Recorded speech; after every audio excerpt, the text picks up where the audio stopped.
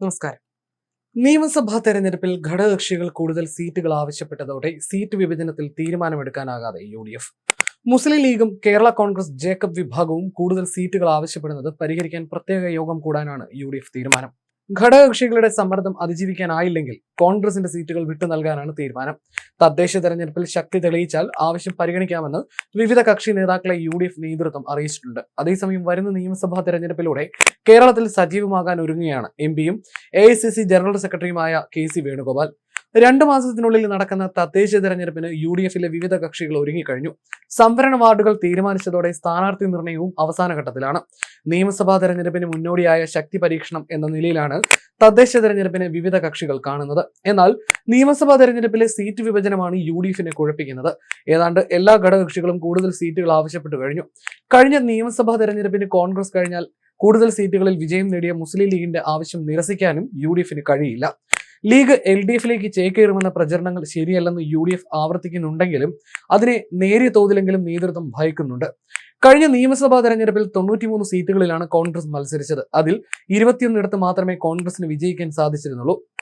ഇത്തവണ ഭരണവിരുദ്ധ വികാരം ശക്തമാണെന്നും മികച്ച വിജയം നേടാനാകുമെന്നുമാണ് കോൺഗ്രസ് നേതൃത്വം പ്രതീക്ഷിക്കുന്നത്. UDF സംസ്ഥാന ഭരണം നേടുമെന്ന ഉറച്ച വിശ്വാസത്തിൽ വാർഡ് കമ്മിറ്റി രൂപീകരണം, കുടുംബ സംഗമങ്ങൾ, വോട്ടർ പട്ടിക പുതുക്കൽ എന്നിവയെല്ലാം പ്രവർത്തകർ കൃത്യമായി നടത്തുന്നുണ്ട്. വാർഡ് തലത്തിൽ എല്ലാ വീടുകളും സന്ദർശിക്കണമെന്നാണ് പ്രാദേശിക നേതാക്കൾക്ക് നൽകിയിട്ടുള്ള നിർദ്ദേശം. നിയമസഭാ തെരഞ്ഞെടുപ്പിൽ യുവ നേതാക്കൾക്ക് മുൻതൂക്കം നൽകണമെന്ന KPCCയിലെ ഭൂരിപക്ഷ അഭിപ്രായം കർശനമായി പാലിച്ച് സ്ഥാനാർത്ഥി നിർണയം നടത്താനാണ് കോൺഗ്രസ് തീരുമാനം. AICC ജനറൽ സെക്രട്ടറിയും MPയുമായ KC വേണുഗോപാൽ തെരഞ്ഞെടുപ്പിലൂടെ കേരളത്തിൽ സജീവമാകാനും തീരുമാനിച്ചു കഴിഞ്ഞു. ഇതോടെ VD സതീശനും രമേശ് ചെന്നിത്തലയും ഉൾപ്പെടുന്ന സംസ്ഥാന നേതൃനിരയിലേക്ക് KC എത്തുകയാണ്. കഴിഞ്ഞ തെരഞ്ഞെടുപ്പിൽ 27 സീറ്റുകളിൽ മത്സരിച്ച മുസ്ലിം ലീഗിന് 15 MLAമാരെ നിയമസഭയിലേക്ക് എത്തിക്കാൻ സാധിച്ചു. 35-ൽ കുറയാതെ സീറ്റുകൾ വേണമെന്ന ആവശ്യമാണ് ലീഗ് മുന്നോട്ട് വെച്ചിട്ടുള്ളത്.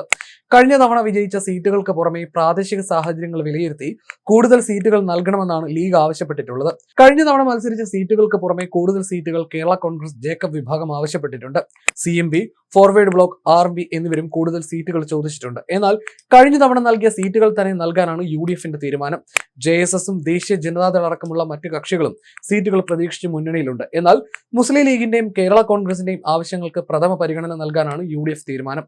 വരുന്ന തദ്ദേശ തെരഞ്ഞെടുപ്പിൽ മത്സരിച്ച് വിജയിച്ച് ശക്തി തെളിയിച്ചാൽ ആവശ്യങ്ങൾ പരിഗണിക്കാമെന്ന് മുന്നണിയിലെ എല്ലാ കക്ഷികളോടും UDF നിർദ്ദേശിച്ചിട്ടുണ്ട്.